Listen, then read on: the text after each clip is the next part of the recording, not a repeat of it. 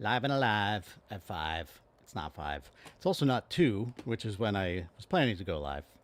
And then I made that 2:15, and yet here we are at 2:49. That's just the way it goes sometimes, folks. But I appreciate at 5. It's not 5. It's also not 2, which is when I was planning to go live. And then I made that 2:15, and yet here we are at 2:49. That's just the way it goes sometimes, folks. But okay, there we go. Jesus Christ. Okay, yeah, that's just how it goes sometimes. You know how it is. But I appreciate anyone who is here. Maybe not anyone yet, but that's okay. Appreciate anyone who will be here. Yeah, how about that?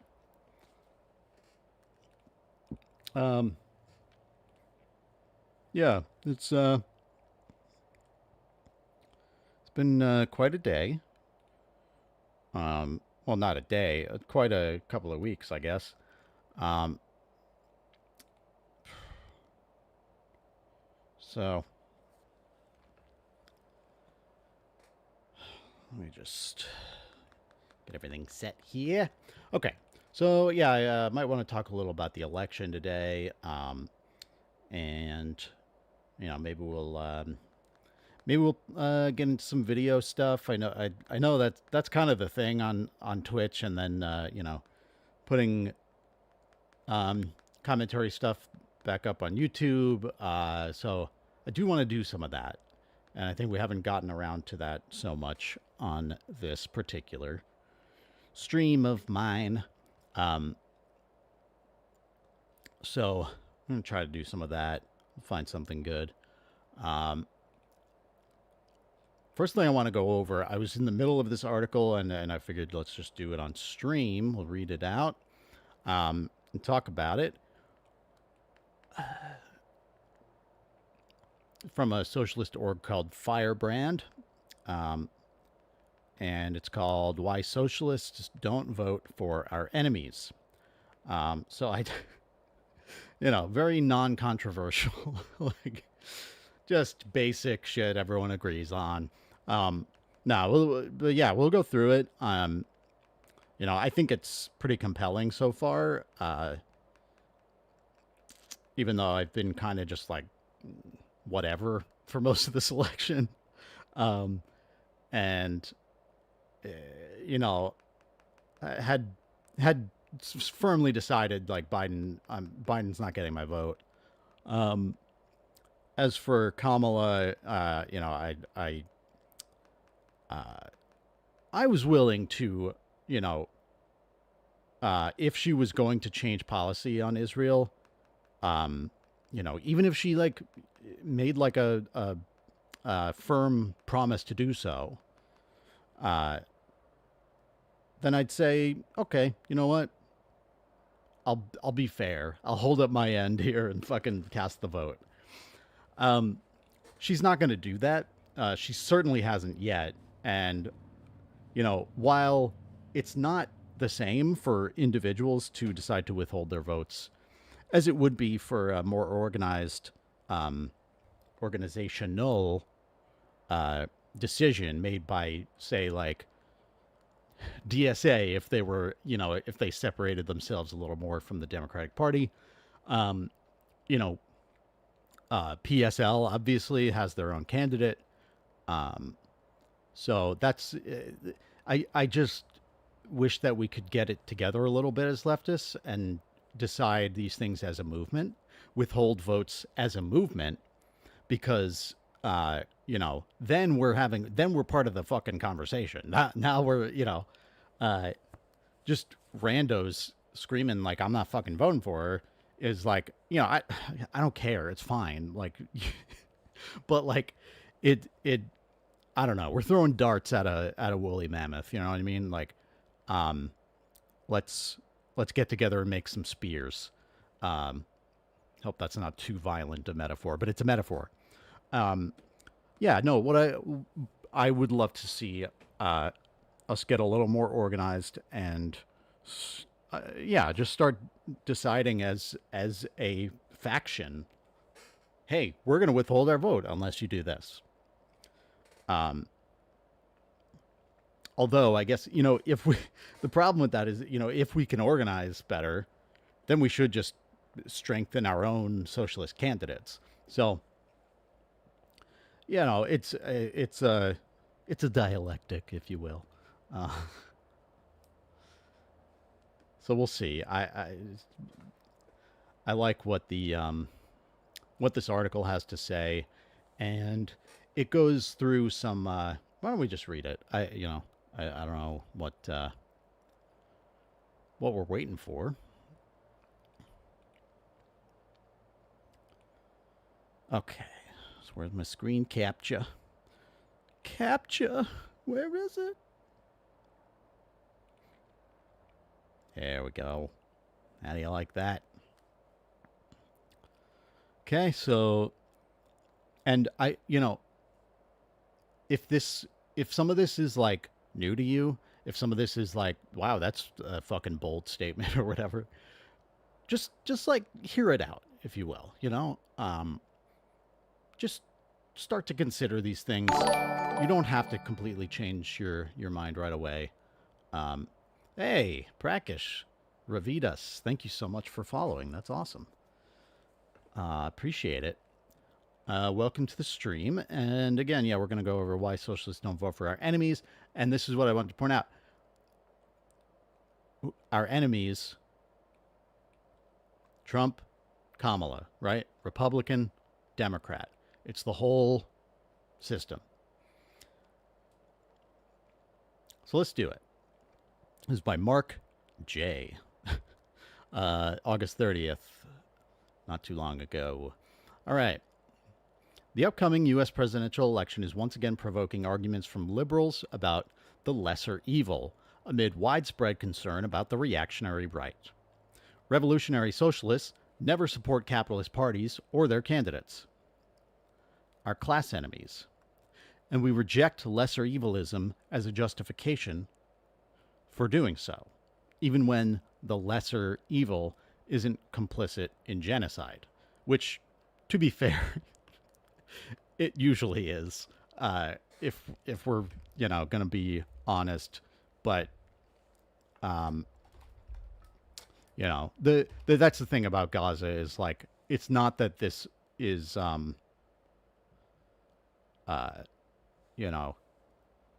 mean, maybe it is with the worst thing ever. I don't know. It's not that different, I guess, from other genocides and other mass killings in the past. But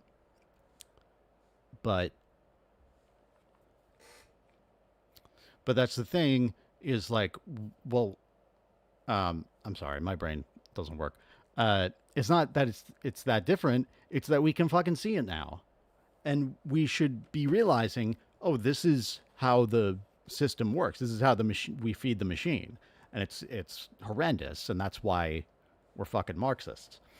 Okay. So, let's drive this home. Revolutionary socialists never support capitalist parties or their candidates, our class enemies.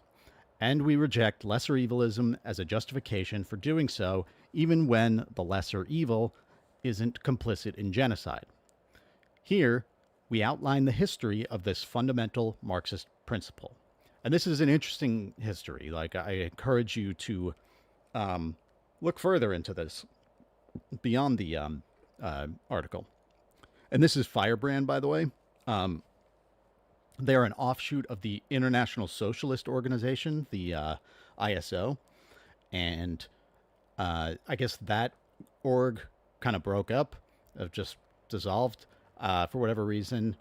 And Firebrand is, formation of some of their previous chapters. Okay. Joe Biden's withdrawal from the presidential race and the candidacy of Kamala Harris has changed the character of the coming election. Instead of just another in the endless, monotonous slog of election cycles, with the same two candidates reprising the previous contest, this election now has an air of excitement to it. Suddenly, the Democratic Party is actually interested in campaigning. And now this was my point, and it was, the point of the larger left as well, I think, is that You know, you get, like if the Democratic Party wants to have a chance of winning, they got to drop Joe Biden, and just doing that, just having a different candidate, even if it was someone else than Kamala, was going to excite the base. It just was like that. There was no question of that, and that's exactly what happened. Um, and I also would add to that, and I think many did that. Um, Giving it to Kamala was a good idea too because people had already voted for her as the vice president, even though she didn't get any votes in the primaries, but um, she was part of the ticket that people were voting for. So just fucking put her up. Like that's people are going to be excited because again, not Joe Biden, not dying. She's right. She's like 60, maybe about to or just turned 60, which is young in American politics.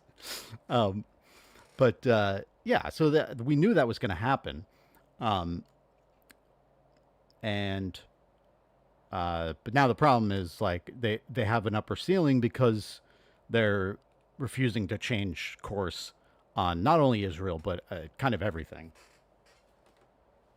Um, all right, this new situation provides both an opportunity and a challenge for revolutionary socialists in testing our approach to electoral politics. Our view of elections is not the same as those of liberals or progressives, in which individual voters express their politics by choosing between the available options. True, but and it's going to get into this, but we need to add to the available options. Socialist politics are necessarily a collective effort struggling together to free humanity from oppression and exploitation. We therefore have to make all our strategic decisions collectively and then implement them with the aim of winning liberation. This is what I'm talking about, is getting more organized and deciding as a movement, as an organization, as a party, are we going to run candidates? How many for, how many positions? We should, should we withhold a vote from the Democrats and then give it if they do X, Y, and Z? You know, again, I think we need to add to the list of available options, but I'm one guy. We need to do this collectively. This is the first of a two-part argument about the upcoming election. Part one will place the current election in the context of Marxist politics. The next part will address some frequent objections to the conclusions drawn here. All right, you got to make a distinction. Okay.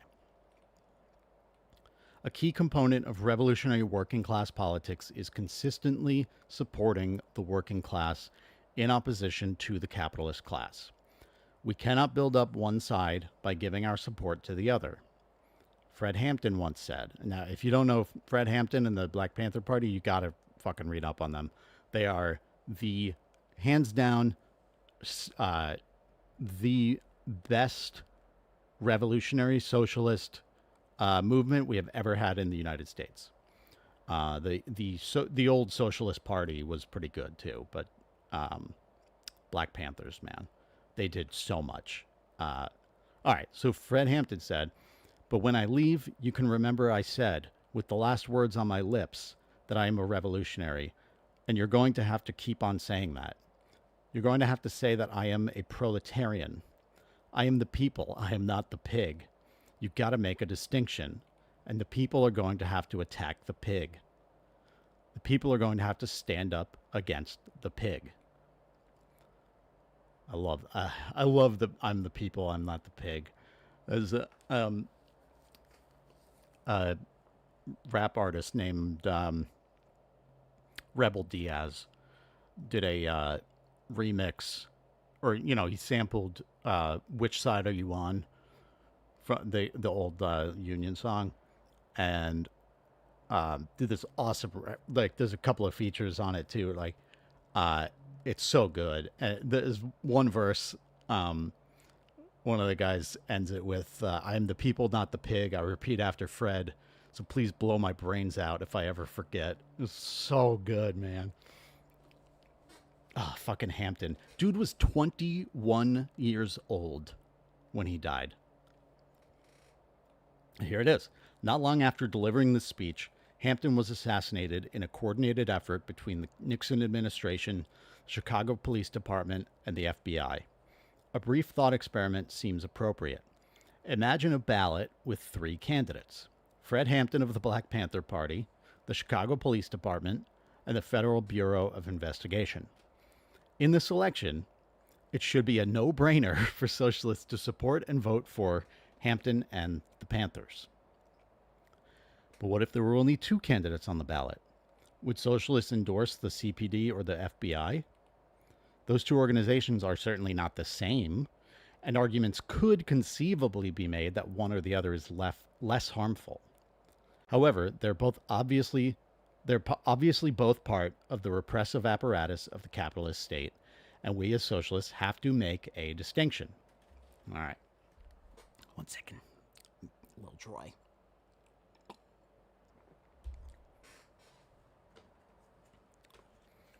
Yeah, Fred Hampton, man.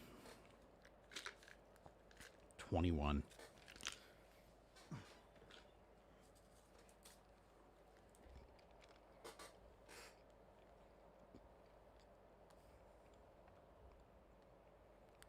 Got these dry mouth lozenges. Great. Just gotta stick them to my teeth. All right. So we got a couple more people here on TikTok. Thanks for joining, guys.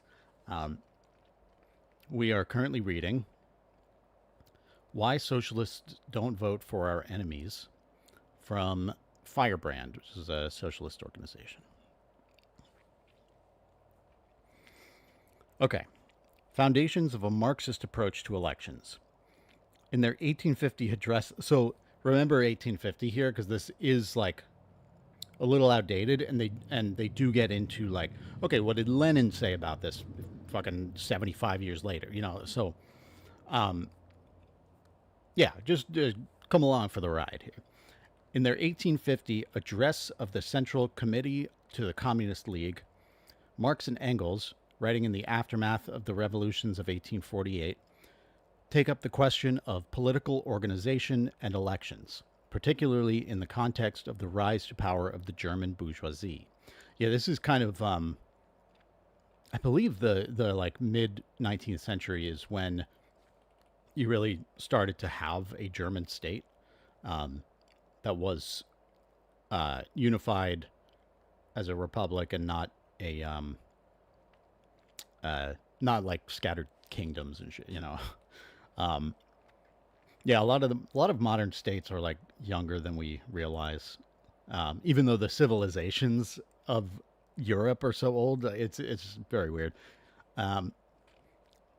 They acknowledge that the working class is not the only class oppressed by the state.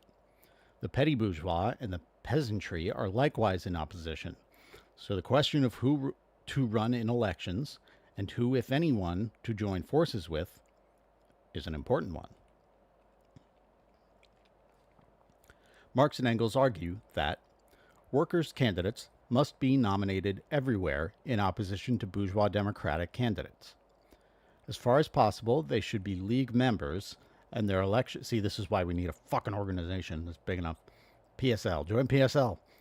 And their election should be pursued by all possible means. Even when there is no prospect of achieving their election, the workers must put up their own candidates to preserve their independence, to gauge their own strength, and to bring their revolutionary position and party standpoint to public attention.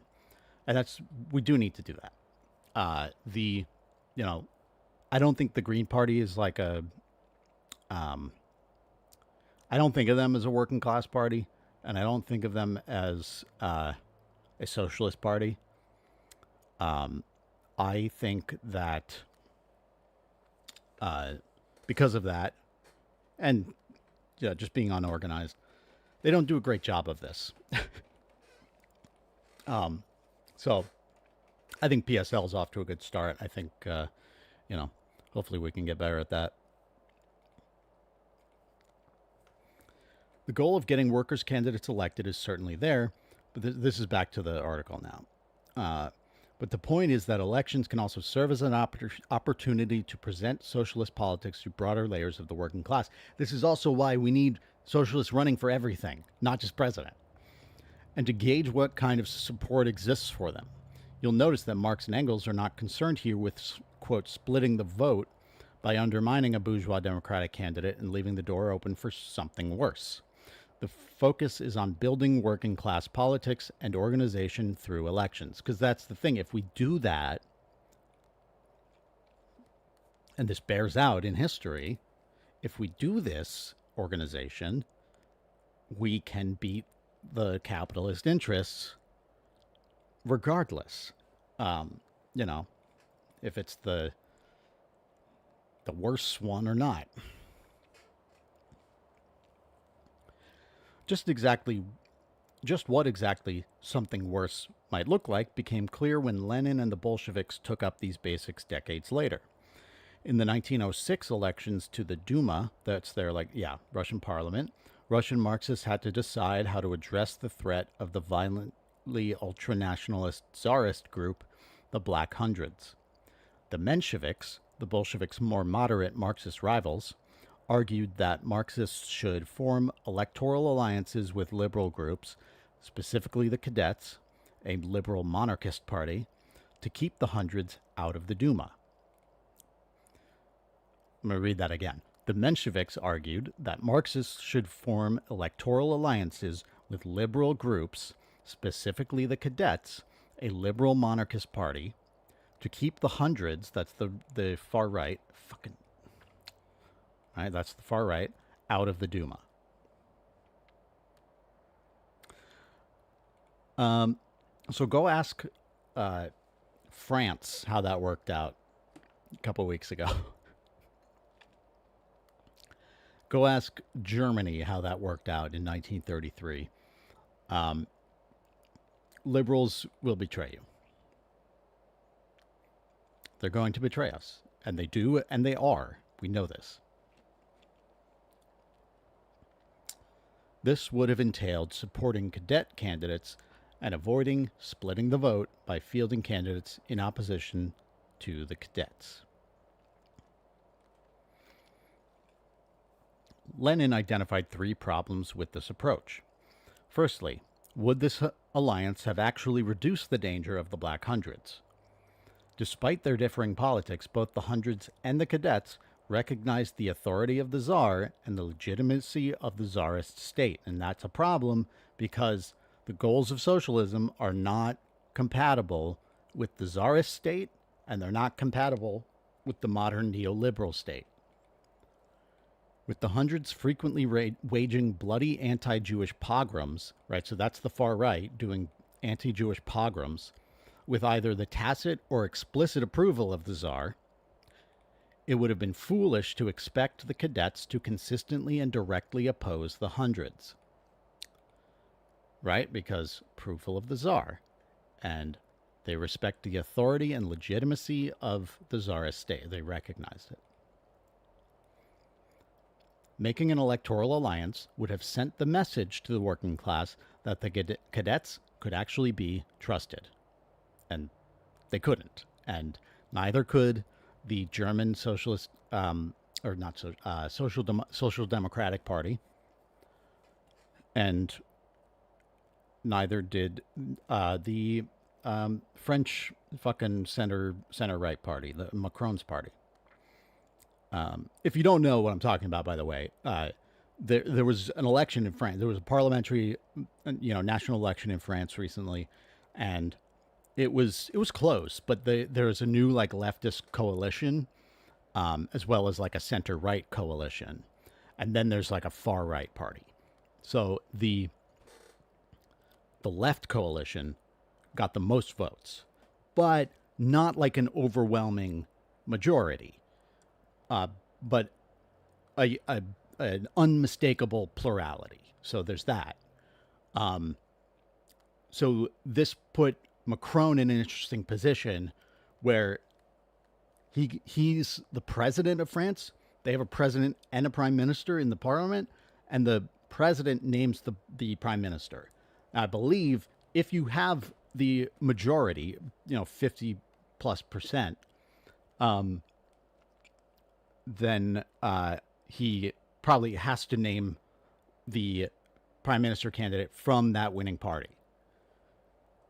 Technically, I guess he doesn't have to do that if it's just a plurality. But if you respected your fucking voters, and if you, actually wanted to stop fascism and weren't just an anti-left, anti-socialist, corporate mouthpiece, you would name the leftist coalition's prime minister candidate. He didn't do that. He named the far right party's candidate.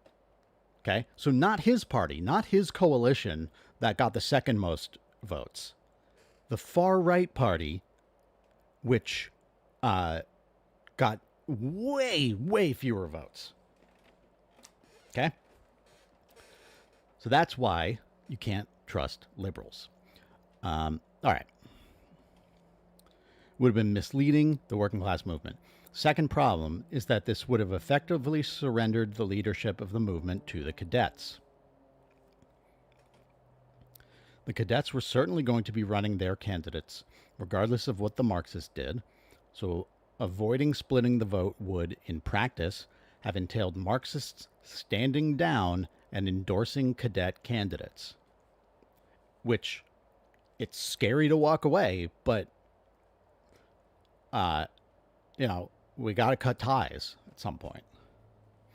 Because otherwise, we're just doing that. We're standing down. Having acquired the support of the political forces to their left, the cadets would have been able to masquerade as the voice of the working class and oppressed. And this is what the Democratic Party does in the U.S. All right? They, now, in the 1950s, I think it was the 50s, maybe 40s, maybe a little earlier, there was a law created that union leadership had to sign an oath of anti-communism. Sign an oath that you're not a communist or socialist if you're a leader in a union. There's no anti-fascist pledge, by the way. So there's that. So the Democrats post FDR, when and especially like post LBJ, like started to move to the right on labor issues.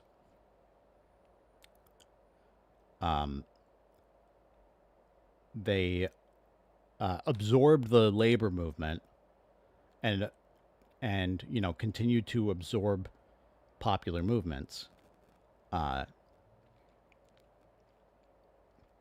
Right, the Democratic Party is often called the graveyard of what do they call it? The graveyard of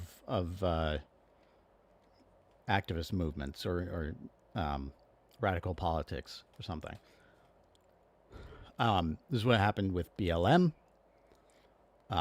They're doing this with like calling for a ceasefire, right? That's all bullshit, but now they have co-opted that. They co-opted Bernie Sanders. You know what I mean? Like all of this gets rolled in to the big tent. And that's it. These things have nowhere to go on their own. Another one, the Minnesota Democratic Farmer Labor Party. Because the Farmer Labor Party was a further left party than the Democrats that was trying to challenge Democrats. Democrats were able to absorb that into their movement. So, I'd say the Minnesota Democratic Party is one of the better, more left-leaning parties, Democratic parties throughout the U.S. And, that might be why, like, there's some good policy in Minnesota, like Tim Walz is the governor. But it still absorbed a working class movement and It's not coming back. All right.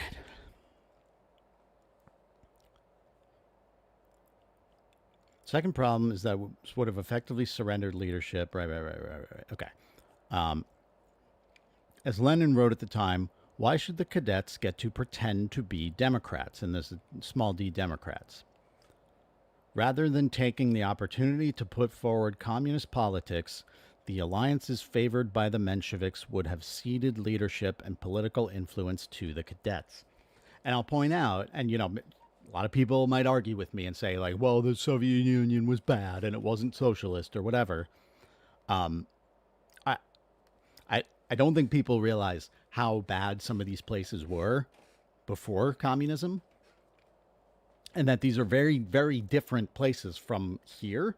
So, like, yeah, maybe it doesn't look ideal to you, but it's actually pretty amazing the progress that, Soviet Union and Maoist China and Cuba and Vietnam and all these places made.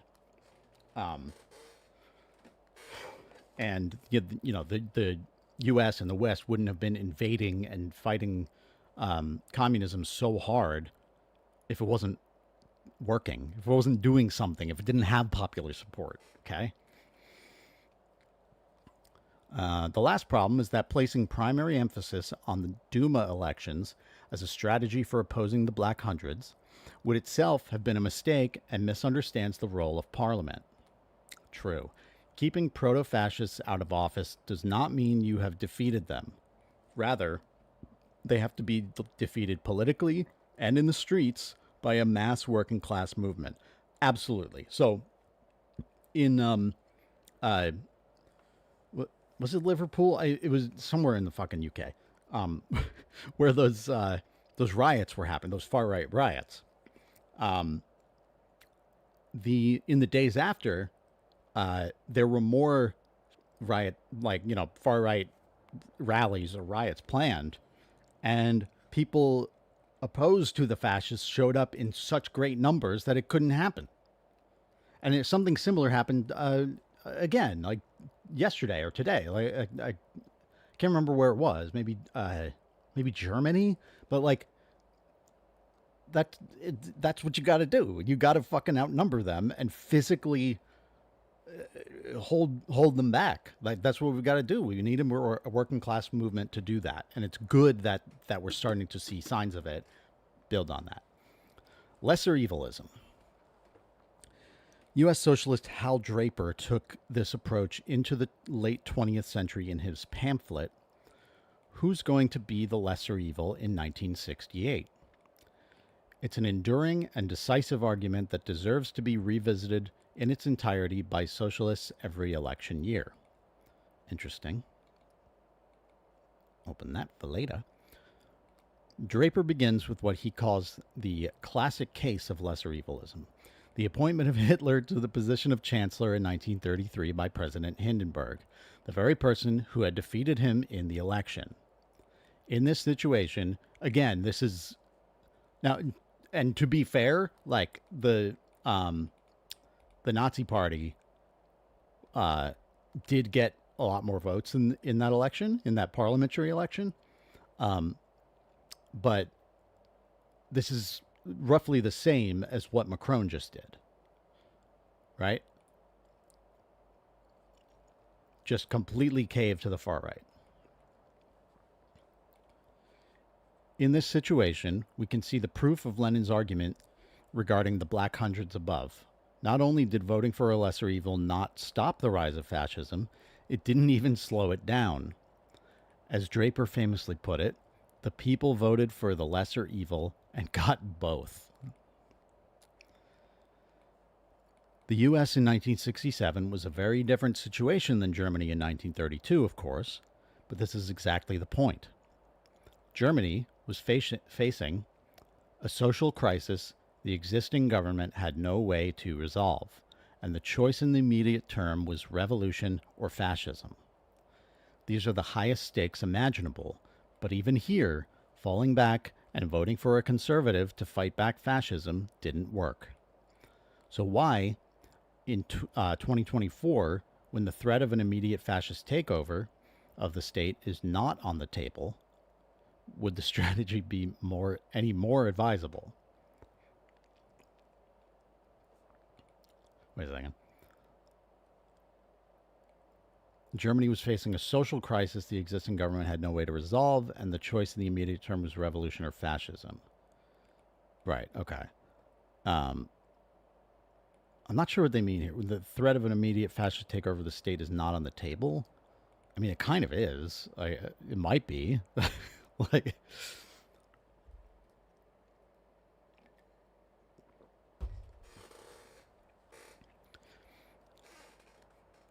but I agree, it's not more advisable.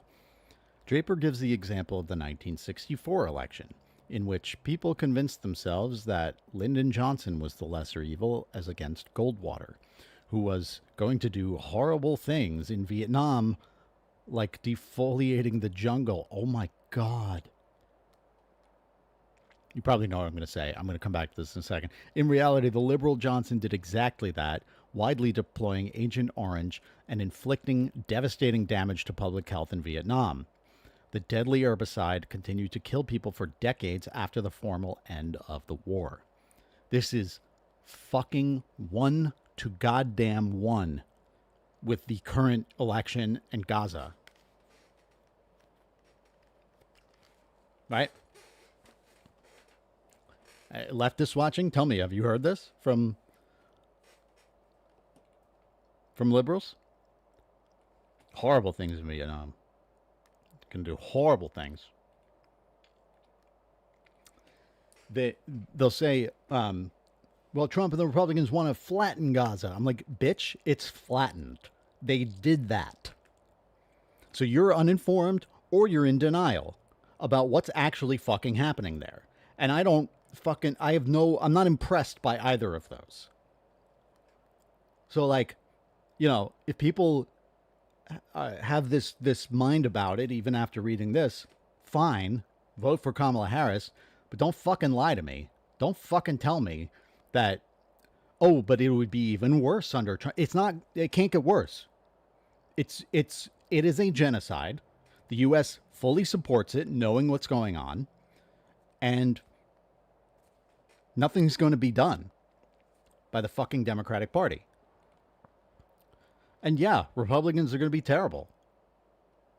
What are they going to do that the Democratic Party hasn't done? What are they going to do that the Democratic Party won't do if the Democratic Party wins this year?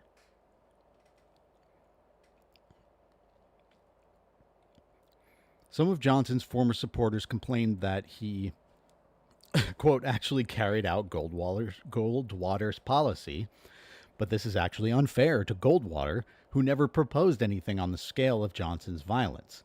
And this is, again, you know, not to, under no circumstances do you gotta hand it to Trump, but yeah, it's like people say, oh, Trump would be so much worse. And it's like, yeah, well, first of all, you know, again, like I said, I don't see how it could get much worse. But like, even if it can, sure, maybe he might be worse. But like, the Democratic Party is making it worse right now. The Democratic Party is like been as bad as you can be on this all the way through, especially the president.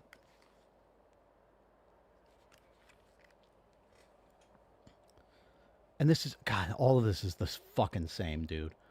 Draper attributes this to Johnson's ability to hypnotize the liberals with Great Society rhetoric, that is, holding up all of the progressive domestic reforms to cover for their continuing maintenance of empire and capital. And, you know, I don't think Biden did much of this or Harris will do much of this, but they certainly talk about it like they are doing domestic reforms. Like, what they've had to offer us to keep us on board every step of the way has dwindled. Okay, so keep that in mind. You're getting less in return than you ever have for supporting the atrocities of your leaders.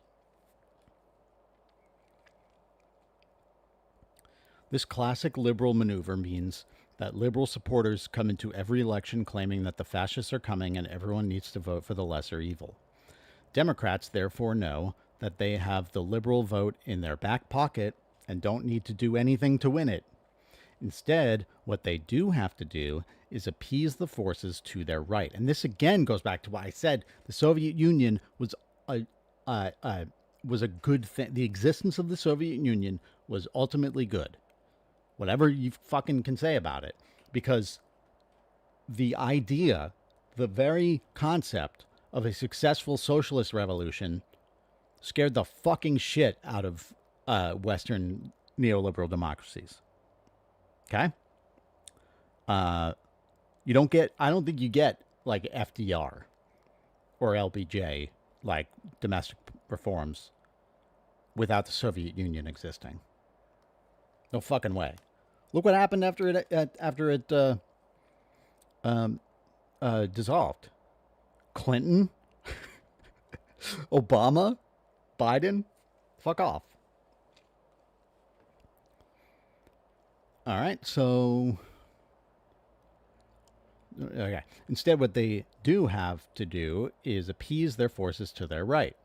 This process has forced politics in the U.S. to move steadily right, until even Lyndon Johnson could look like a lesser evil. Hopefully, this sounds familiar. It didn't stop with the Johnson administration and hasn't stopped yet. While there are key differences between Draper's time and ours, supporting the lesser evil over multiple election cycles undercuts any ability for the left to actually fight the far right. Draper was writing in 1967 in the context of the post-war American economy, and he argues that both liberals and conservatives were at the time converging under bureaucratic, statified capitalism, the system of capitalism that existed in the U.S. at the time. He gives the example of Truman vetoing Taft-Hartley, an anti-union bill, and then invoking it against striking workers. Fucking motherfucker. Liberals always have to make use of repressive measures that conservatives advocate. And conservatives at the time were forced to maintain the welfare state because that was what the maintenance of the system demanded. Soviet Union.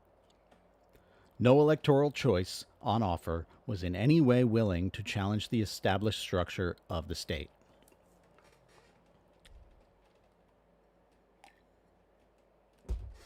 Commonalities. We can see the common shape of the revolutionary socialist approach to elections emerging from these writers. Each of them views the question as one for a revolutionary organization or for the entire movement, not for the individual. This is what we talked about early on. When we talk about voting in the U.S., framing of the discussion is often, who should I vote for? Or who should I feel bad about voting for? Or who can I stomach voting for? As though we're shopping for the least expired carton of milk in the supermarket. Socialists need to approach elections differently as a political event into which we seek to intervene collectively. We need to aim to make strategic decisions as a group. Thank you. God, it's so nice to fucking hear someone say this shit. It's lonely being right all the time. Additionally, there's a focus in the revolutionary tradition on political dynamics on a much longer scale than one election cycle. Everyone on the left has, at one point or another, become frustrated with the mysterious amnesia that afflicts liberals every 2 to 4 years, enabling them to treat each election as a new crisis out of the blue, requiring new concessions every time. This is both a cause and effect of what Draper describes as politics moving right. If both lesser and greater evils are further to the right every election, it is necessary for liberals to forget what their own candidates from a few years ago said and did. If you watched the DNC speeches, you know what this is about. At the same time, this rightward march means that each cycle brings new horrors from the segments of the right that were not long ago completely outside the mainstream, to which liberals respond with their cries about impending fascism. Yeah, because they fucking end up embracing all of this shit. Like, dude, if you're a youngin', all right, you don't understand the fucking hate we all had for George W. Bush and Cheney, all right? And now liberals are touting the fact that the Cheney family are fucking gonna vote for Kamala Harris. They've endorsed Harris. Because, as Dick Cheney said, there's Trump is like a unique threat to democracy. Can't stress this enough. The Bush family stole the 2000 election. Okay? And it's not even just the fucking Supreme Court shit. Why did it have to go to the Supreme Court? Because the Jeb Bush administration, when he was governor of Florida at the time, purged so many black Democrats from the voter rolls that people were unable to vote, and it made the election at one point too close to call. There was a recount underway, and then there was something called the Brooks Brothers riot, which I believe Kavanaugh and Amy Coney Barrett and maybe one of the other Trump appointees, like Gorsuch or something, were involved in at the time, in their young adulthood. And it was orchestrated by Roger Stone.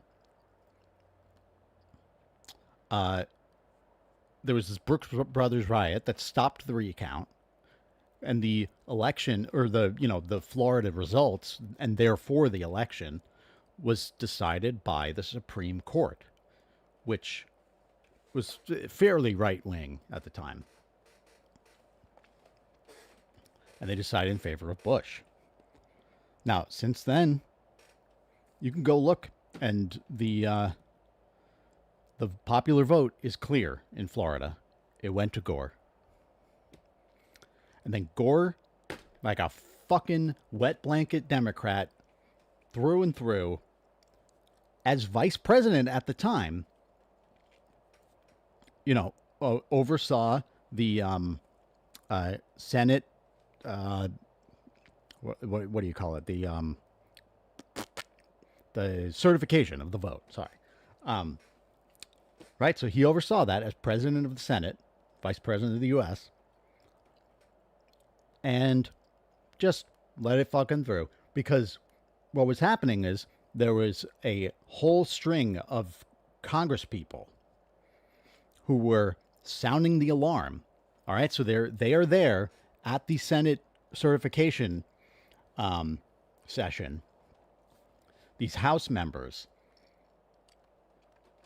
bringing these concerns to Gore, saying they didn't finish the recount. There are these irregularities. There are these voter roll purges by Jeb Bush. All this shit. But here's the thing. Al Gore, again, wet blanket Democrat, a slave to process,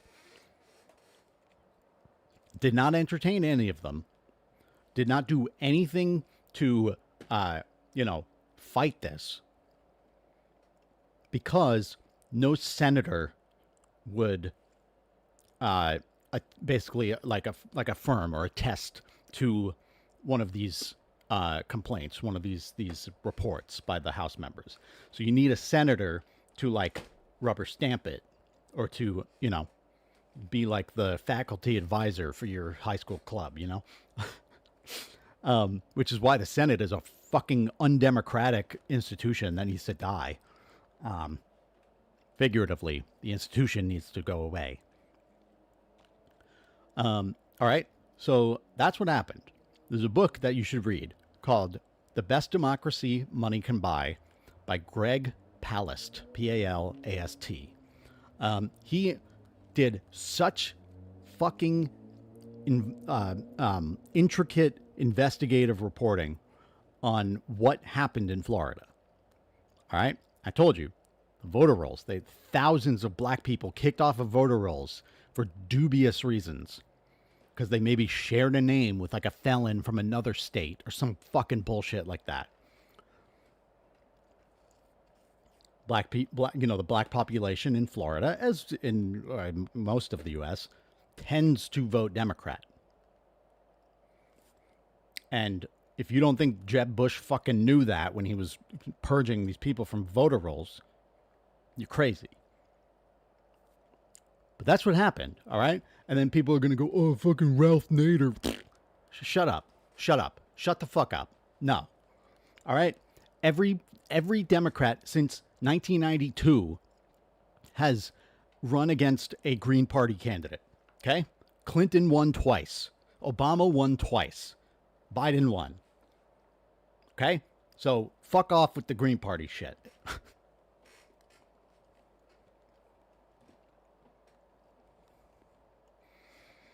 I don't even remember why I went on that tangent. Okay.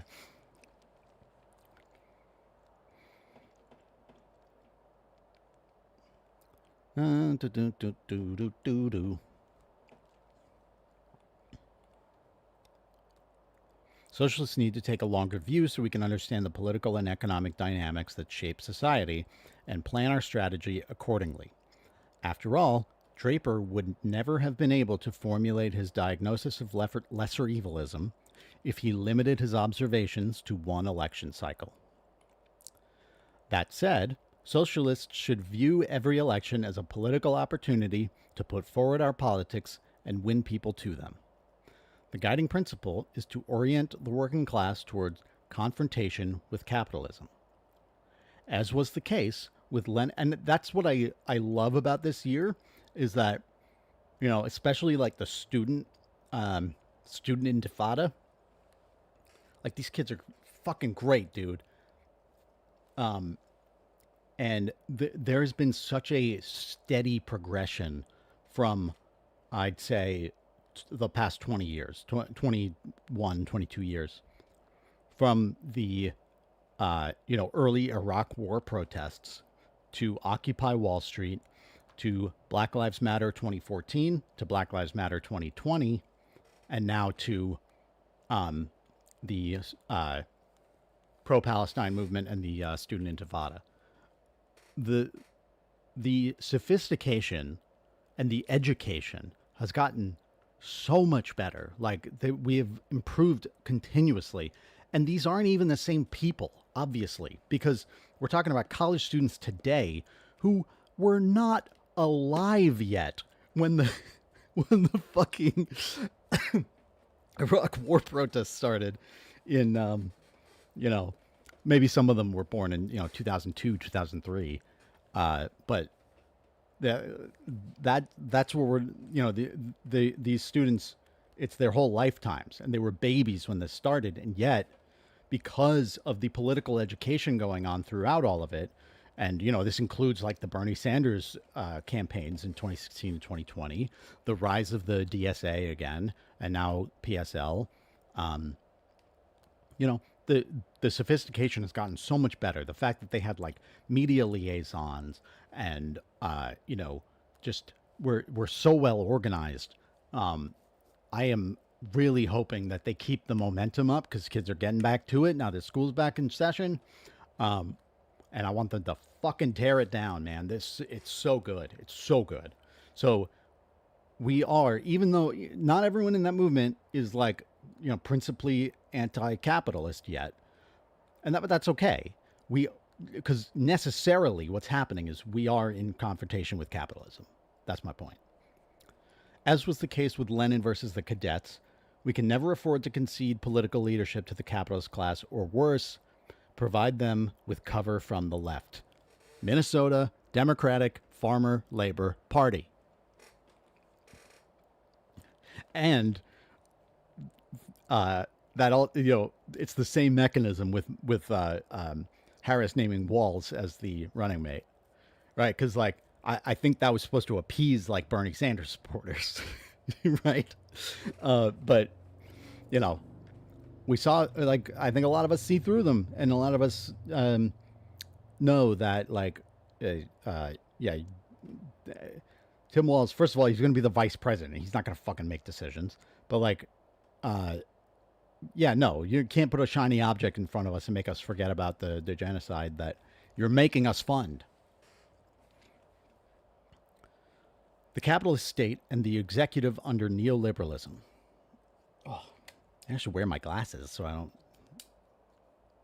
so I'm not burning up. Jesus. Our situation is different from 1967. For one thing, we no longer live under the system of statified capitalism described by Draper. That's interesting because I would have said we do. So maybe I don't know what I'm talking about. Let's read it.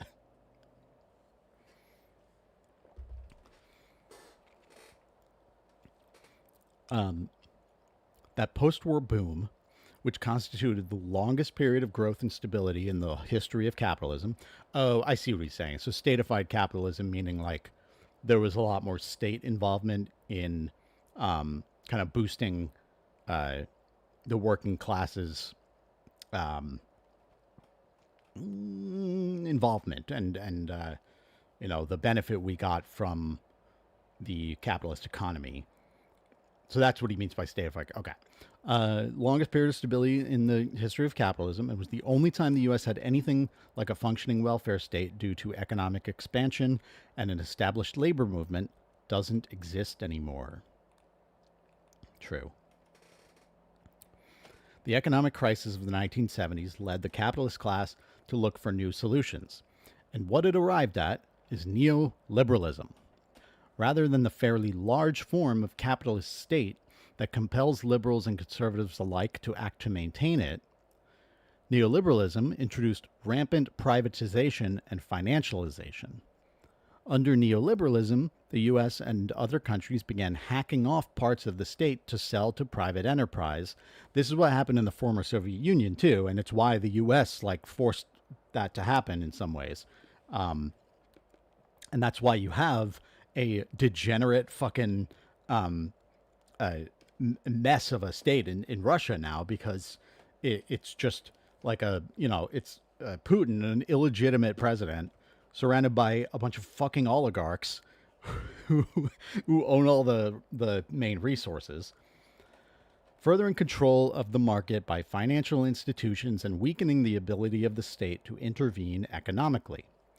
At the same time, massive attacks on organized labor and shifts toward more casual and precarious forms of employment further weakened the working class.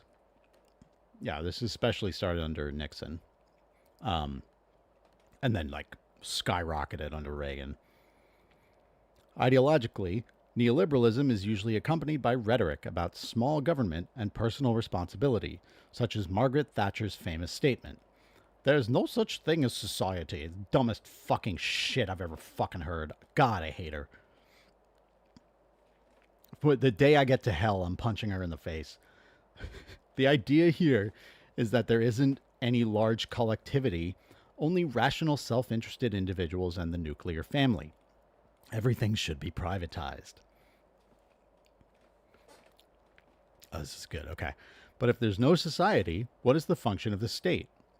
Thatcher, naturally, was lying. She and Ronald Reagan and the generations of neoliberal politicians who have followed them have had no actual interest in dismantling or shrinking the capitalist state.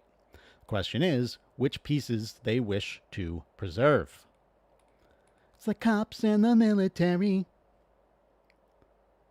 It's the cops and the army and the navy and the... Now, Marx's conception of the state is that it is the means by which one class imposes its will on another. And, by the way, capitalists agree with that. They'll tell you they don't. They'll tell you Marxism was wrong, but they know that it's correct. They know that Marxism is an accurate analysis. So, because if you look into what they actually do, and not just the bullshit they say, they are acting on this being true.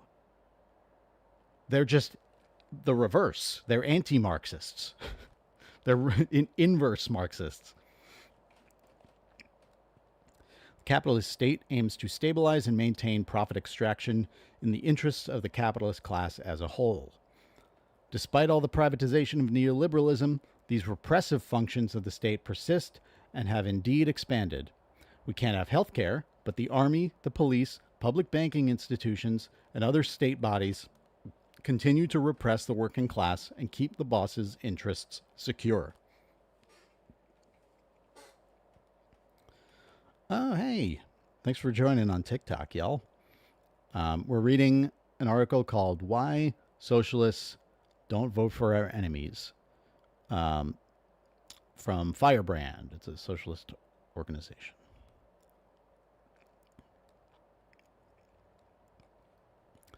The president serves as the captain of the capitalist state, and always has. This is both an extremely powerful position and extremely limited one that does not allow for experimentation or any but the most surface level reforms. The job of the president is to, and that's why, by the way, Democrats will always argue about the limitations of the presidency when it comes to, criticism from the left, because it's not really built to do that. I mean, you could, like FDR did a lot, but you can't do more than the surface level if you're an agent of capitalism. But when, Trump's in office or Reagan's in office or Bush is in office, they get fucking everything they want done because that's what our capitalist state is for. The job of the president is to maintain the neoliberal state, no more or less, just as it was to maintain the post-war bureaucratic state in Draper's era. Imagine our best, most politically unwavering and charismatic communist, say, for instance, this author. Okay, Mark J.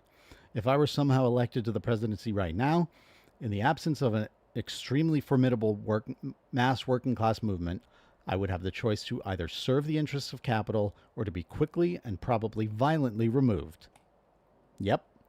And this is what we did to Salvador Allende in Chile in 1973, September 11th, 1973. Okay. And the thing about him is, oh shit, stop. Thing about Salvador Allende, is that he did have a formidable mass working class movement. But he told his supporters to stand down because he believed, it's, of course, they do say this, because he believed that, we could do this right. We can do, we can do this within the system. And no, because the U.S. came and got him. And Fidel Castro warned him about this. He said, you're going to have to lock down, dude, because that's the only way we've kept our revolution intact. Salvador Allende is just like, no, I'm democratically elected. We can do this right. We can do it within the state. We have seen this throughout history of capitalism, perhaps most clearly in the doomed presidency of Salvador Allende in Chile in 1973. Neoliberalism has been afflicted by crises of its own, especially after the global financial collapse of 2008. Sorry, 1 second. Gotta get some water.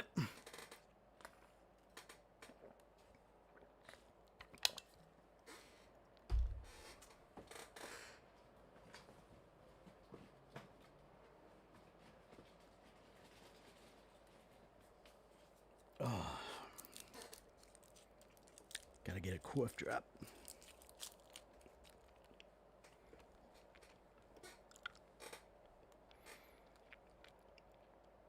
The credibility of governments worldwide has been severely damaged, contributing to the rise of the far right.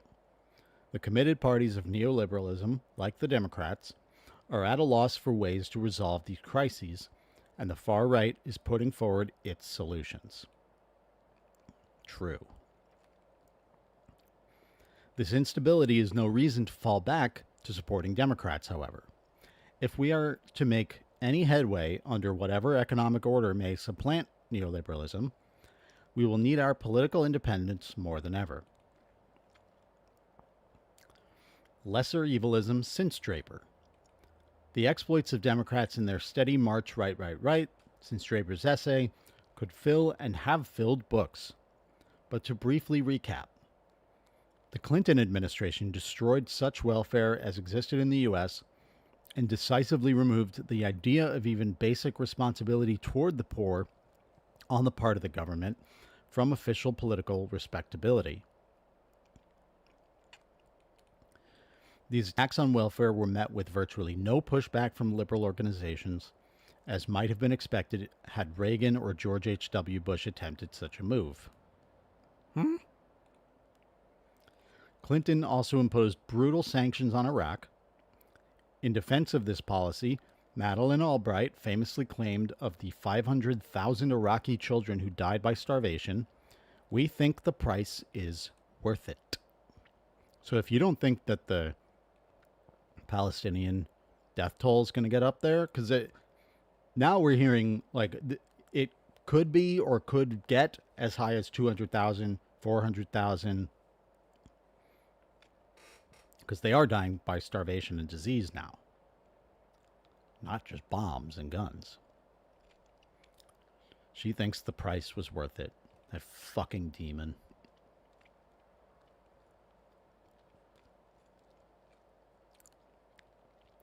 After the widely reviled administration of George W. Bush, characterized by the invasions of Afghanistan and Iraq and the expansion of the federal repressive apparatus, including the Patriot Act, Barack Obama took office on the crest of a wave of liberal optimistic fervor. It is easy to forget the degree to which liberals felt this was a decisive political and cultural shift in their favor. The anti-war movement, which had grown under Bush, very nearly disappeared, in no small part because major organizations believed Obama would end the wars and close the torture prison at Guantanamo Bay. And that's the thing. If you think the Democrat is more likely to do these things, then you need to fucking protest the goddamn Democrat and stop complaining when people do that. If they're better, let them be better. Let them listen. But no, you're not supposed to fucking criticize them. Just vote for them and then they'll do it. No. He did neither of these things, and in fact expanded the so-called war on terror with a new fervor for drone bombing, the repressive powers of the Patriot Act, and the repression of social movements like Occupy. He also became known as the deporter-in-chief for his draconian policies toward his immigrants. But he did a DACA. We should remember that the Black Lives Matter movement and the Standing Rock Pipeline opposition originated under and were militarily attacked by the Obama administration. True. He called the BLM protesters thugs. The St. Louis protesters called them thugs. True to form, our most recent lesser evil, Joe Biden, has expanded many of the repressive measures of his predecessor, from attacks on anti-racist organizers to the maintenance of the U.S.'s southern concentration camps. They're talking about the ICE camps. He pleaded powerlessness as the right to abortion was overturned and preemptively broke a railroad strike, outlawing the strike before the authorization vote could even be held. In fairness, I will just add to that behind the scenes, Biden did get a deal with the railroad companies to do like a certain number of paid sick leave days. Oh, hey, what's up? Woke CIA drone pilot. Hey, thanks for following, man. Or person, friend. The Emperor. Appreciate you being here. We're reading Why Socialists Don't Vote for Our Enemies from Firebrand. Thanks for the follow. Okay, so he did get them some paid sick leave, so like fine, but like outlawing a strike, like fuck you. Like get the fuck out. Like that's just fucking disgusting. Say you support unions. Most importantly, he has continued the U.S.'s direct facilitation of the genocide in Palestine, which began in 1948 but reached horrifying new levels of mass violence in 2023 and 2024. In backing genocide, Biden has pushed the idea of lesser evil to its theoretical limits. Not for liberals, apparently. What is different with Harris? The nomination of Kamala Harris after Biden's decision to withdraw has changed the shape of the upcoming election. While lesser evilism has not changed at its core, the difference between the two Democrats and their approaches has thus far been striking.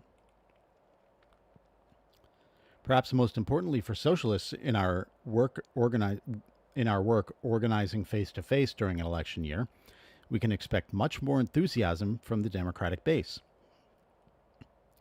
Democrats finally have someone they actually want to campaign for now, in contrast to the grimmer, lesser evilism that was reluctantly mobilized to defend Biden. Oh, gotta verify to continue. Okay.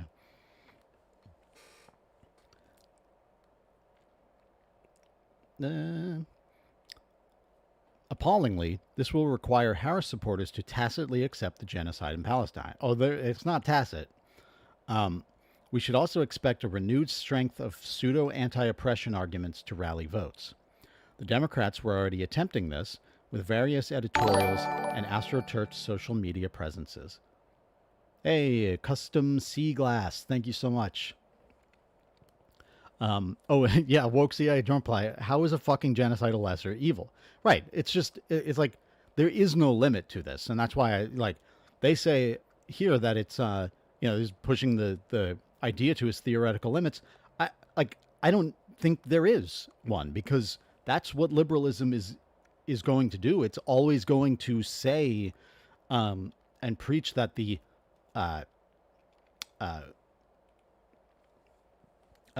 Jesus fucking Christ, my brain.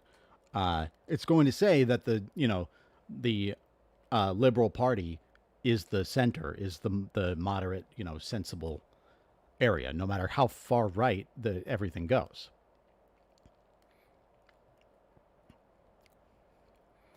Democrats were already attempting this. AstroTurf social media claiming it was racist to demand Biden to step down. The argument being that all black people supported Biden, but they had, at best, limited success with this.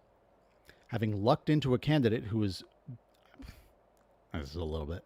I don't love that sentence structure, but having lucked into a candidate who's both black and a woman, the attempts to frame support for the Democratic candidate as not actually a lesser evil, but rather a progressive champion will only grow in strength. I don't think I agree with that. I'm going to be fair. Maybe some people are making identity politics arguments, but to Harris's credit, she's not doing that. It's certainly not as cynically and shamelessly as Hillary Clinton, for one. So I don't. This is just a little bit flippant to me. But sure. I mean. Yeah, I don't know if they're calling her a progressive champion either. I think Democrats are largely maybe I'm wrong, but I think largely Democrats are throwing out progressivism. They're saying no, we're the party of Dick Cheney and Liz Cheney.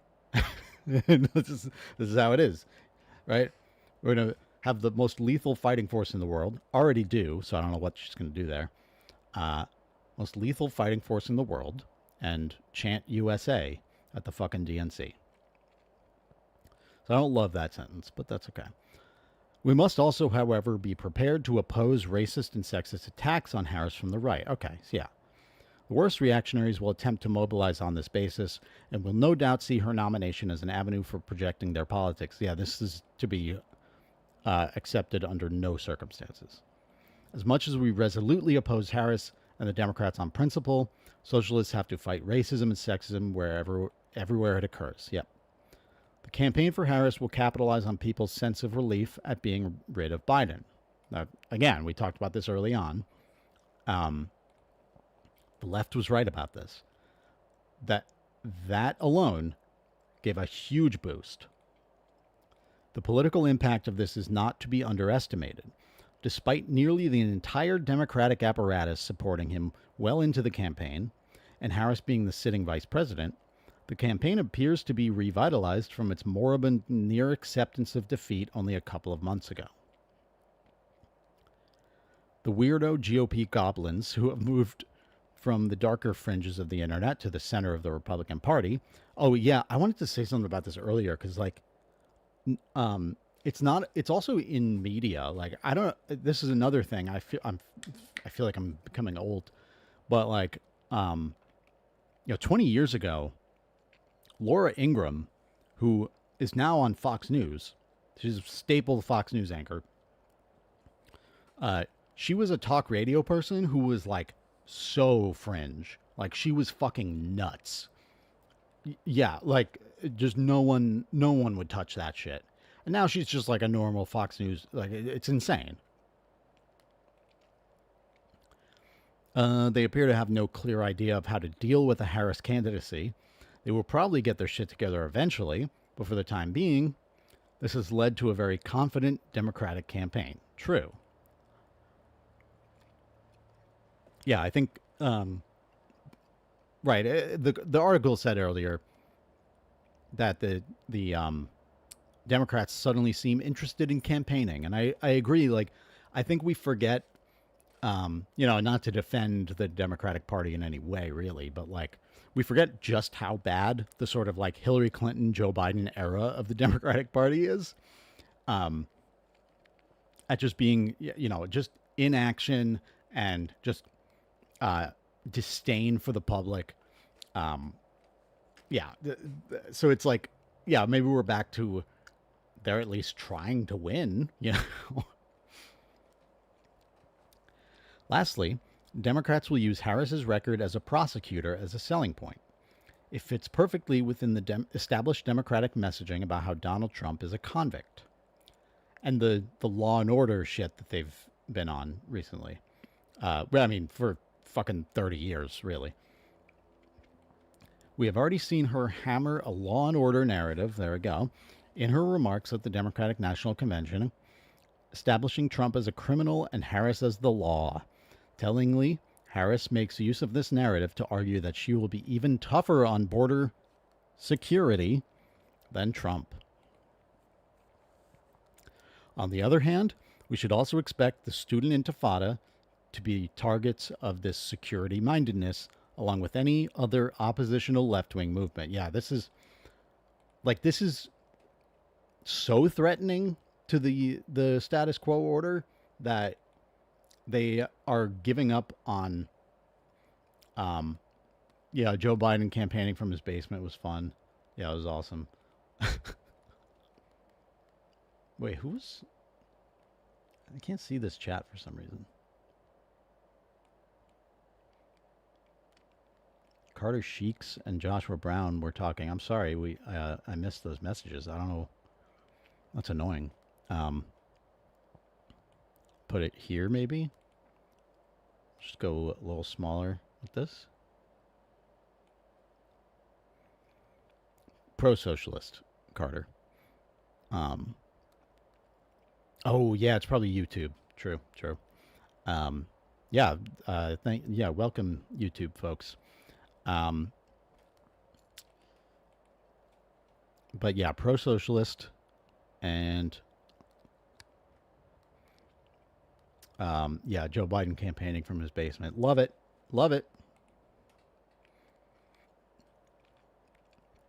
But yeah, what I was saying is that student intifada and the pro-Palestine movement is so threatening to the current order of things that it just they've given up on an appearance of free speech.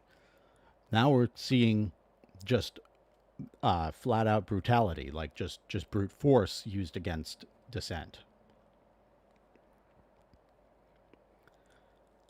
We expect them to be the targets of security mindedness along with any other oppositional left-wing movement, which, has always been true, too. We were talking about Fred Hampton before, assassinated at 21.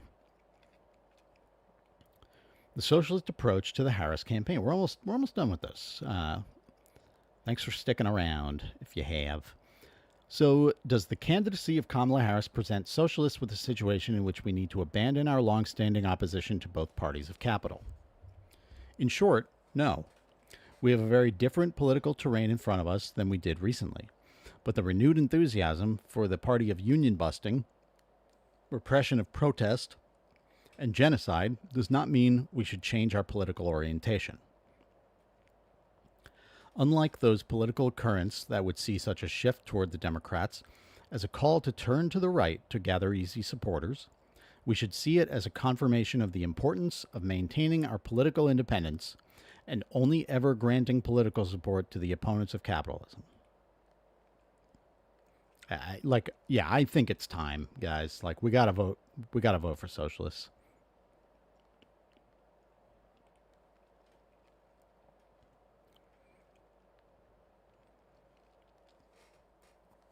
The new confidence of the Harris campaign masks the chaos that led to it. Democratic Party has fumbled and bumbled its way to a candidate who is genuinely popular. This in no way addresses the actual problems faced by the working class, which persist across and between election years. Yeah.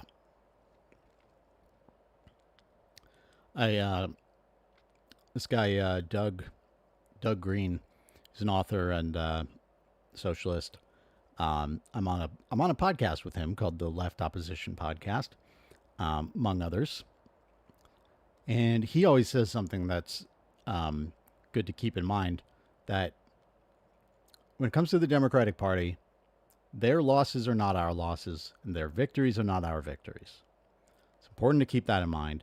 Again, even if you decide, no, I've got to vote for the lesser two, fine, do whatever you want. But, like, understand that. Understand that that's not the struggle. That's just, you making what you see as a reasonable decision on who the president should be. And your vote doesn't count that much anyway, unfortunately, in the United States. Okay.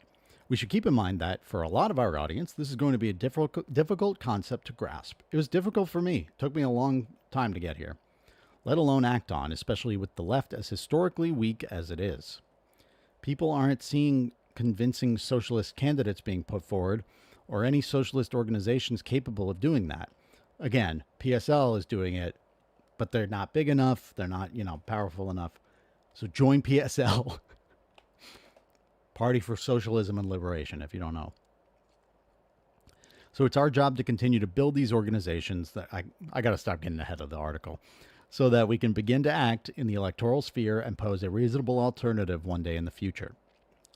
More importantly, we have to win people to the idea that an electoral campaign is not the ultimate expression of politics, nor even a primary battleground, and to convince them to work with us to build socialist movements, labor struggles, and revolutionary organizations that can fight back. To do this, we have to stand outside of the Democratic Party and in direct political opposition to it, not least when it has a popular candidate. And that's important because not only are the Democrats, not aligned with us, they are standing in the way of the destruction of the real demon, the Republican Party. Our long-term goal is the construction of a revolutionary party that can lead the struggle to overthrow capitalism. Every decision we make in the electoral arena must be in service of this goal. Kamala Harris is a former prosecutor and current cheerleader for genocide. We can expect that, should she win, her administration will be another in the long line of Democrats moving right. There's nothing to be won by the working class helping her get the job. The conclusion that all this should lead us to, and that we need to be prepared to argue for in an election year, is that we grant no support for any party of capital. We will not be supporting our oppressors, even if our candidates are not yet on the ballot. But they are. I'm just like, I understand what they're saying. We do have one. Claudia de la Cruz, PSL. These are the principles that will best enable us to build a robust socialist left. Hell yeah. All right, there we go. So, man, that was a marathon. A marathon, if you're Brit. Cool. So,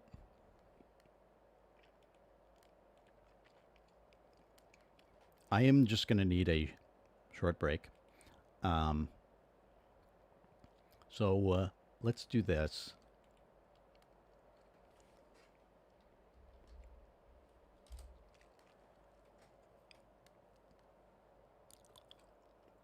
I'm going to be self-indulgent here. And just put on some of my work.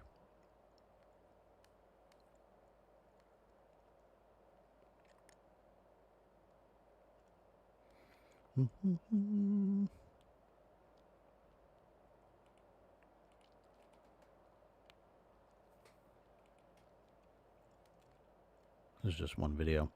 Yeah, 19 minutes. I mean, that's long enough. There's a video I did about a book by Nathan J. Robinson. It's called Responding to the Right. And yeah, I'm just going to play that for now, and I will be back shortly. Won't take the whole video. BRB. Welcome to Radicalize Me. First, I want to thank all the new subscribers. We got a good handful after the Hank Green video, so I really appreciate that. Hope you stick around and like, comment, subscribe, all that stuff. And here we go. Today I want to talk about a book I read recently. It's called Responding to the Right, Brief Replies to 25 Conservative Arguments by Nathan J. Robinson. Nathan J. Robinson, if you're not familiar, is the founder and editor-in-chief of the left-leaning magazine Current Affairs.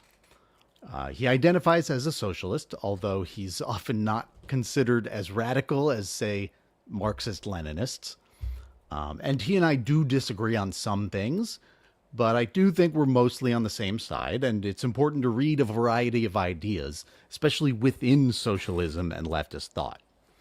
I did a video on Mao Zedong a while back, too, and I don't consider myself a Maoist, so I'm taking Nate Robinson seriously, too. Part 1. How conservative arguments work and why they seem more powerful than they really are. Tips for arguing. Familiarize yourself with the other side's case. Here in part 1 of the book, he tells us something familiar, which is to get out of our echo chambers, if you will. But he wants us to do it with a specific goal in mind, which is to not only understand the opposition's arguments, but to determine the strongest possible version of their arguments. This is not only to learn how to counter their arguments, but to understand your own better. The deeper you investigate the world around you, the clearer and more precise you are in your own ideology, which we actually learned from Mao. This is in contrast to how misguided centrist pundits tell you to get out of your echo chamber as some kind of thought experiment, or because you might realize the other side is right about some things. And then you'll put together a mishmash of political stances that take the best of both sides. This is ridiculous because leftists, the ones who do the work, know what conservatives are saying. We know what liberals are saying. For one thing, many of us come from one of those ideologies. There are very few Americans born to firmly socialist parents, but we're also in a position of critique in this society. We're dedicated to ideas which do not fit with the current status quo, which is capitalism, the dictatorship of the bourgeoisie. So we have to know what our rulers, their lackeys in the media, and their followers among the proletariat are saying in order for us to effectively describe it and propose alternatives. So when Robinson says here that he was surprised when he read Dinesh D'Souza's book and found that he doesn't deny America's historical crimes and that it was almost like reading a leftist at times, he's not saying it to give credit to D'Souza.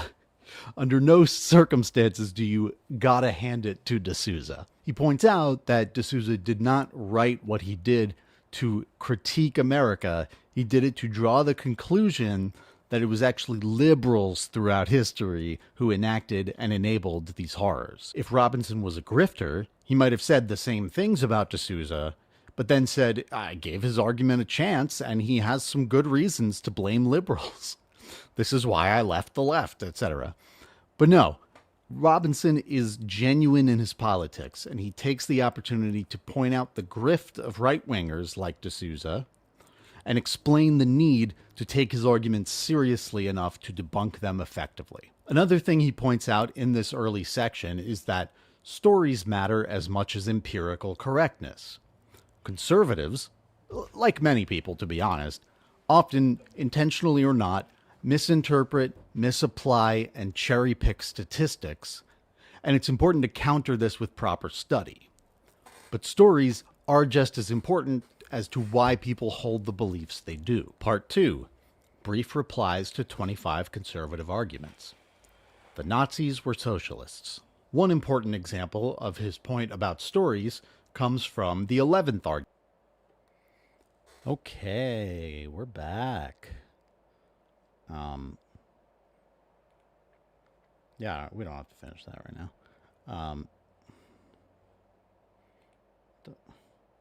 How do I close this? I don't know.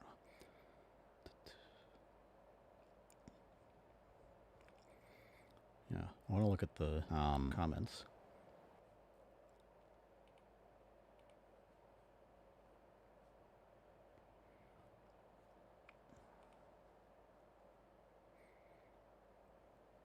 Yeah, I should have that chat open. Okay. I thought it would come through on fucking OBS or Streamlabs, whatever the fuck I'm using. On the multi-stream chat. Guess not. Great. Oh shit. I'm a million of me. Alright, but let's do this.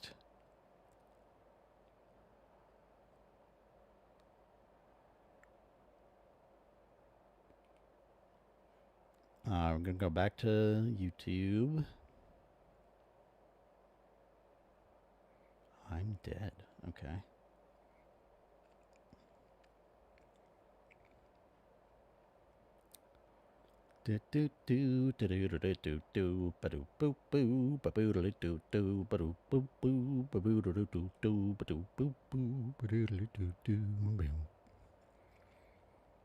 Genocide denial streamers.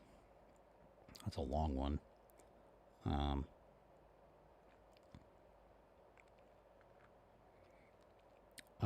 Who from the Hill is this? I don't know who this is. Yeah, sure, let's talk about the stupid debate. Oops. Summer is over and both campaigns are full speed ahead to Election Day. 67 days from now, we're going to win Pennsylvania. We're going to defeat Comrade Kamala Harris. We are out here running like we are the underdog in this race because we know what we are fighting for. Vice President Harris has entered her post-honeymoon campaign. What are we fighting for, Kamala? Your website is famously devoid of what we're fighting for. Phase and is leading former President Trump in a number of state and national level polls. The election is going to come down to 7 battleground states which Trump had an edge in prior to President Biden stepping out of the race. But now, one by one, from Georgia to Michigan to Nevada, Kamala Harris has a narrow lead above Trump and even moved North Carolina to a toss-up. And in 1 week, both candidates will take the stage facing off for the first and possibly the only presidential debate this election cycle. Here to go on the record is Scott Tranter, Director of Data Science. That's lame. Just as a viewer, like, It's lame that there was a opinion piece saying she'll do better without policy. Yeah, I think it was the Washington Post or something. That was so insane. Like they're actually arguing that. It's not an argument of like, oh come on, you know what she is talking about. Like you know what she wants. She's been talking about it in speeches, whatever. They were literally saying, no, she doesn't have policies on her site, and she shouldn't. It's racist to to ask for that. I don't know. Jesus. Science for Decision Desk HQ. Scott, it's so good to see you again. It's been a few weeks since we've chatted, so let's jump right into it. We know that former President Trump made a major admission this week, telling Fox News he has every right to interfere in a presidential election. While experts have called the claim disturbing, do you think we will see any response to his comments in polling, or will this just be another instance of Trump being Trump without losing support from his conservative base? Yeah, this is exactly what it's going to be. It's going to be another comment that's going to be replaced by another comment that we're talking about, and during that time, we're not going to see any erosion from his base. Trump has effectively been running for president for almost 10 years now, or been president during that time, and voters are pretty decent. All you need is vibes. Desensitized to some of these more sensational comments he makes. So moving on to Vice President Harris's campaign, she spent Labor Day in battleground Wisconsin and Pennsylvania campaigning on the economy. And this week, her campaign rolled out an ad hating former President Trump over the economy. We know Reuters Ipsos poll released last week showed Harris beginning to gain some ground on Trump with the economy. 43% of voters said they backed Trump's plan for the economy, while 40% said they backed Harris. What are their plans for the economy? Like, what does that mean?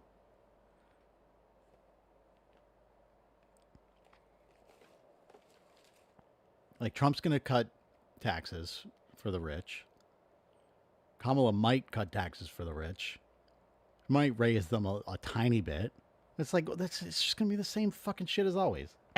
Are voters buying her message on the economy, or is this poll an outlier?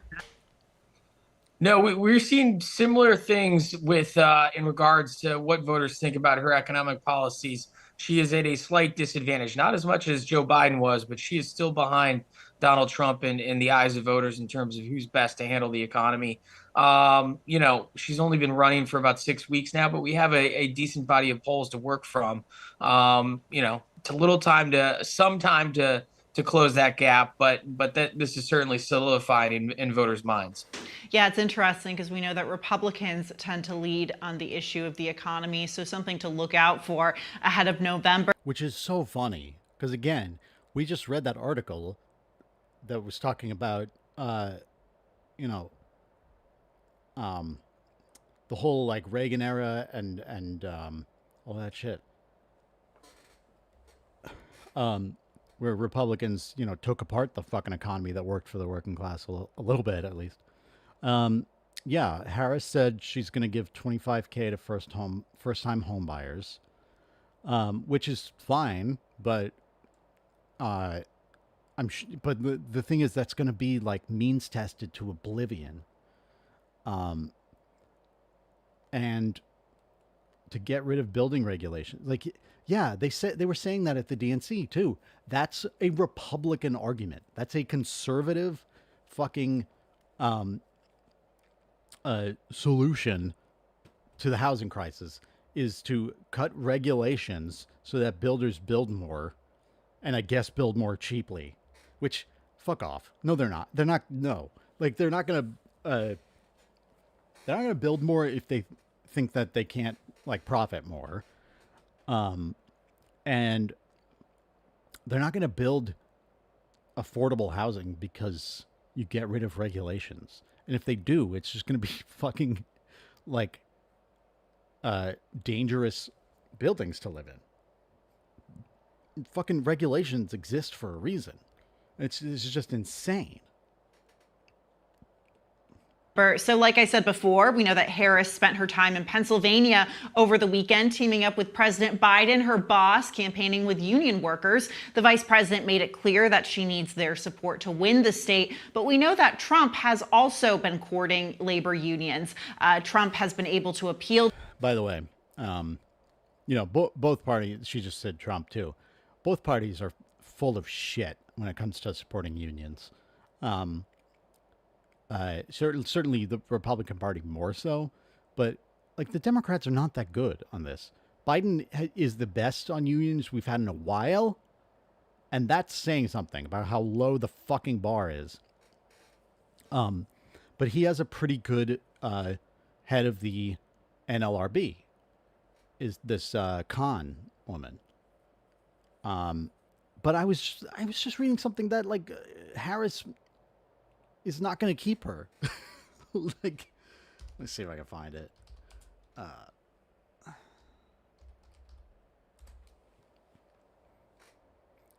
Yeah, Lena Khan.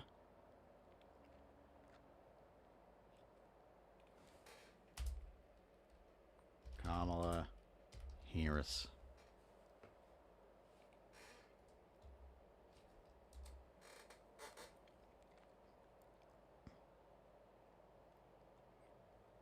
Okay, that's finding a different Khan. Lena Khan, Kamala Harris. Yep, here you go. Wealthy Harris donors are reportedly pressing for the ouster of FTC Chair Lena Khan. Some of is this long? It's not that long. Some of Vice President Kamala Harris's wealthier donors are informally asking for okay, I don't know what that means. Asking for FTC Chair Lena Khan to be replaced, reports Bloomberg. It's not really surprising. Her expansive definition of antitrust enforcement has countless industries frantic, and the largest corporations opposed her appointment from the start. Yeah. So that means what that sentence means is you like Linda Khan. You prefer Mr. Mrs. Emperor working class person. You like Lena Khan and prefer her as head of the it's the FTC, I'm sorry.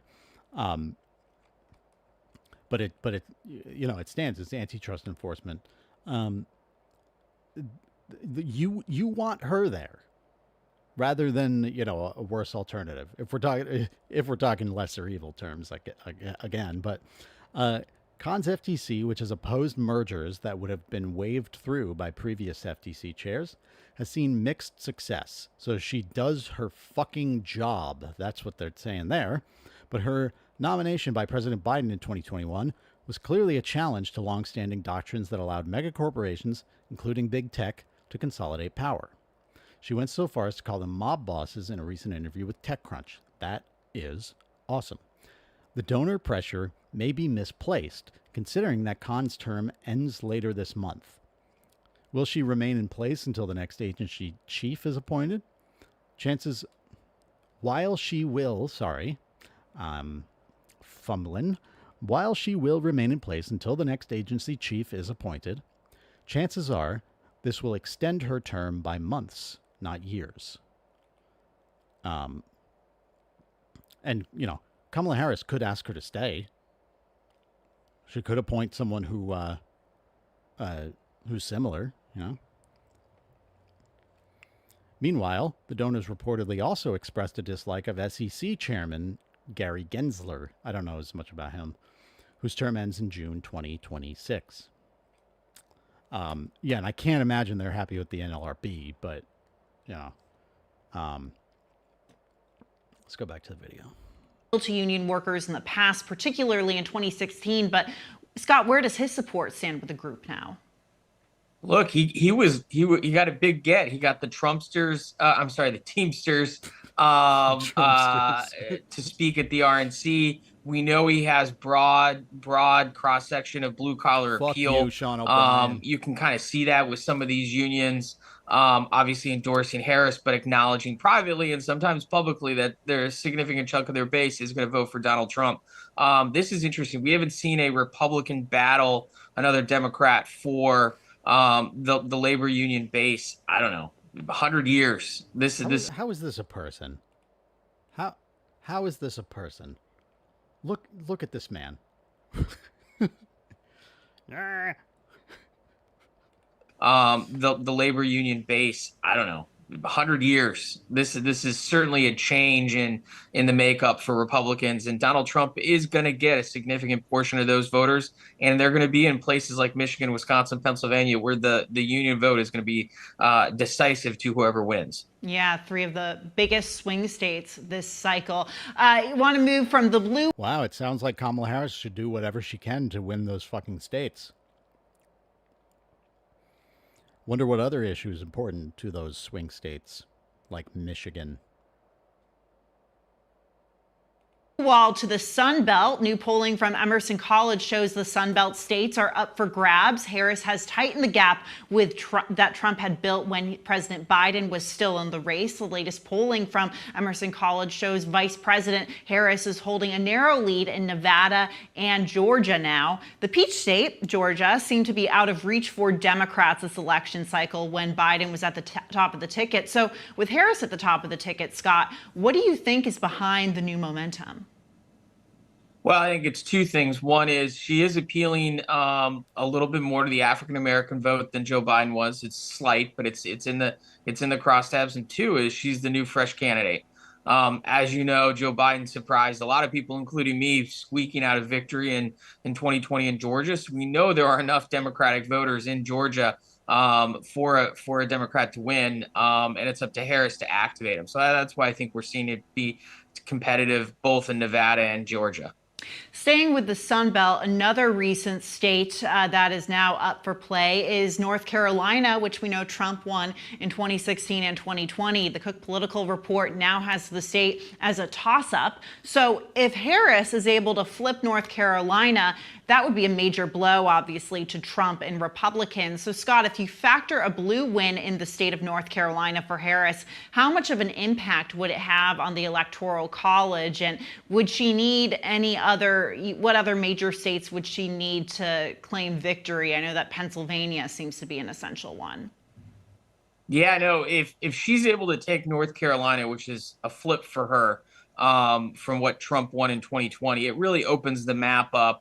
And makes it allows her to potentially lose a Pennsylvania or another blue wall state, in which if she loses North Carolina and loses Georgia, she's got to win all 3. And so North Carolina is her being on the offensive and making it difficult for Donald Trump to repeat his 2020 map. That would really scramble some things if she can. This is so boring. I don't. I always find this so uninteresting. There's some overly burdensome regs on single-family dwellings with X number of parking spots. Oh, yeah. Makes transit-oriented development hard/impossible, but I don't have much faith that they're going to try and reform that. Totally, yeah. Yeah, the I think it was Cheddar. They do like a lot of kind of infrastructure history and stuff on YouTube. There was a video about like the creation of car culture in the U.S. and these like the regulations on like number of parking spots you need in for certain types of buildings and stuff. That shit is insane. And if you apparently you look at the regulations, they're nonsense. They're like completely arbitrary. They're not based on really anything. Certainly nothing scientific. It's nuts. Yeah, I just find this like horse race shit really boring sometimes. Let's skip ahead a little bit. Hostage Hirsch Goldberg, Poland, and 5 other Israeli hostages in Gaza. Republicans and Trump have blamed Biden and Harris for the situation. But Scott, will this ultimately play any role in the election? Look, right now it is the economy all the way to the end. I mean, foreign policy does have, specifically the Israeli-Gaza issue has some specific interest among some segments of both parties. But the economy is really running it. If there's an escalation in that conflict or any sort of major development, I could see it taking over the news. There has been an escalation. This is fucking bullshit. Like, what the fuck? Like, who is this guy you're gonna have on the show to ask about this? And he's gonna be like, well, if it escalates, like, what are you fucking talking about, man? They invaded the West Bank. They literally tore Jenin apart.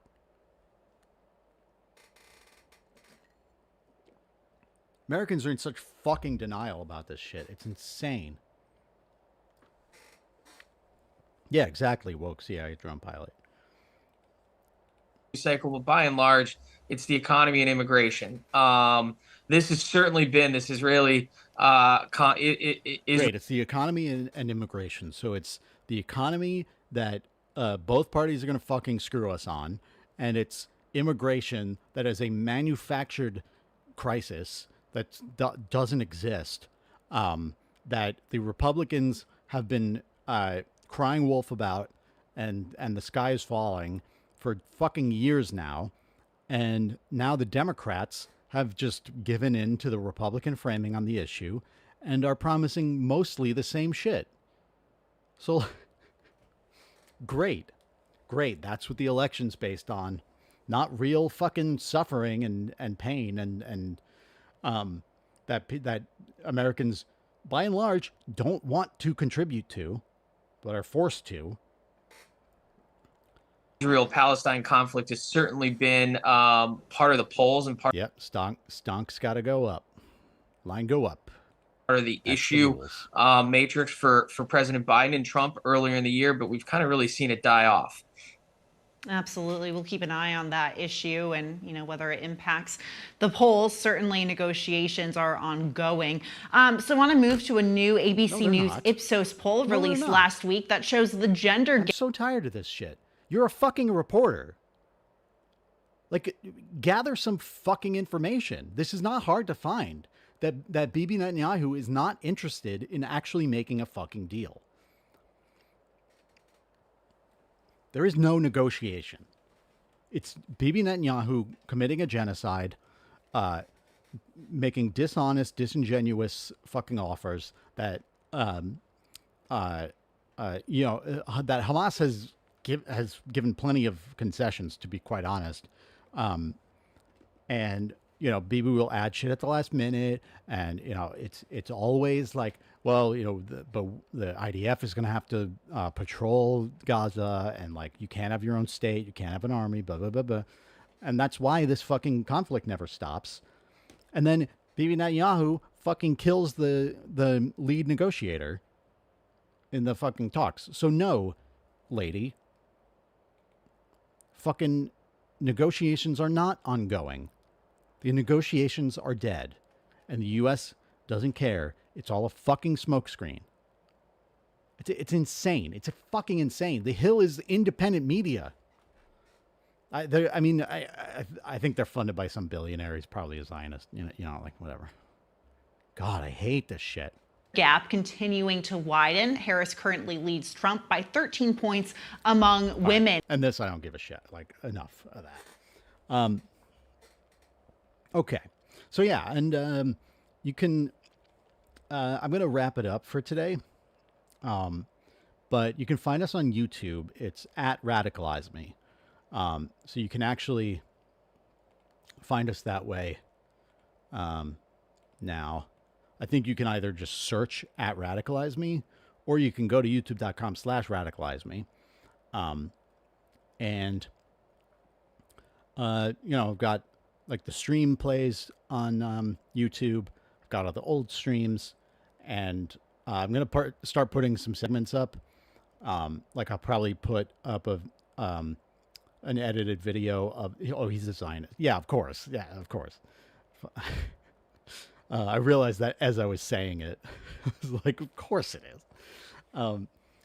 Subscribed on YouTube, and it came my YouTube recommended feed. Oh, cool. Thanks for subscribing, man. But yeah, so you can subscribe on YouTube. We're getting closer to Twitch is better for mobile, totally. But we're getting close to 1,000, and that's the first level of monetization, where we can, viewers can directly donate. So hoping to get there certainly before the end of the year. And it's been slow but steady. And yeah, I'm gonna put some segments up from the stream now. I'm gonna edit something together with the article, something with that video we just watched. I'm gonna try to beef this up a little bit, because it does often take me, you can see 3 months. Like, it takes me a while to put out my main videos. So I've been doing, I've got a music video here, I've got an interview here. We're gonna put up some segments, and yeah, you can continue with that, and then I think it's at Radicalize. I'll get this shit up on the screen for future streams, but yeah, we're at Radicalize_me on TikTok, and yeah, I haven't been quite as active there, but we just started back up again, and yeah. Thanks so much for watching, especially woke CIA drone pilot. You've been with us for most of this shit, and I really appreciate it. We got we got to start somewhere, and for a lot of this we had one viewer, but that's okay, and I love you for it. So we will see y'all next time. This is generally the time I do, a couple hours on Sunday, around 2, round 3, round 4. I'll try to make it 2 next time. And